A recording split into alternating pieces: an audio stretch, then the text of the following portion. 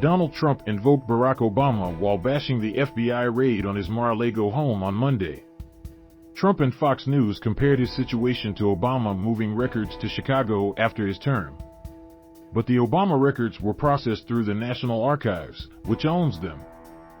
Former President Donald Trump is no longer satisfied with talking only about Hillary Clinton's emails when it comes to deflecting potential allegations he mishandled classified documents. Now the former president and his allies are clinging to completely unrelated claims about former President Barack Obama. Earlier this week, the FBI executed an unprecedented search warrant on Trump's Mar-a-Lago home in Palm Beach, Florida. It's unclear what the FBI was looking for, but several reports linked the search warrant to the National Archives' request early this year for the Justice Department to investigate whether Trump broke the law when he took classified government records with him to Mar-a-Lago. What happened to the 30 million pages of documents taken from the White House to Chicago by Barack Hussein Obama? He refused to give them back. Trump wrote in a Thursday post on Truth Social.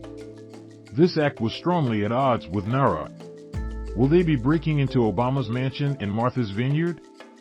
The former president and his son Donald Trump Jr. cited an opinion piece published by the New York Post in support of their baseless accusations. But the facts don't align with Trump's statements. Tens of thousands of Obama's documents were transported to Chicago. But these items were shipped to a federal government facility, which is what's supposed to happen with a president's records.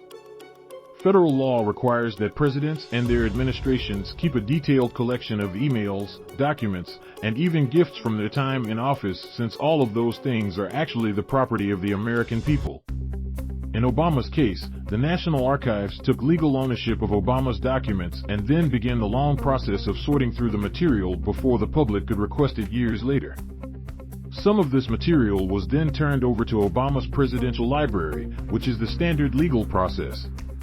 Apart from the long processes, Obama's presidential library will break from the precedent in that the Obama Foundation will pay for the unclassified records to be digitized in a bid to democratize access to the documents, in what has been billed to be the first digital archives for the first digital president, according to the New York Times. Trump and Trump Jr. also drew on a line from the New York Post column noting that, to date, the records transferred to Obama's presidential library have yet to digitize the materials and make them available to the public, 5 years since the end of his term and when the record transfer began.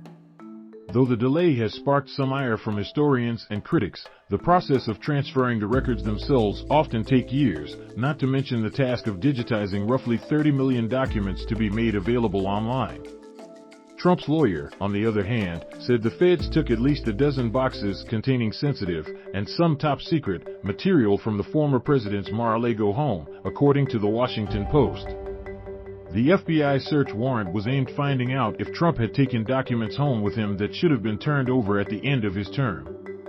Though Trump world can draw similarities between Trump and Obama both taking records from the White House, the significant difference in how they took the documents explains why the former remains under scrutiny by the FBI and the latter is still in the process of setting up a library unbothered by federal law enforcement.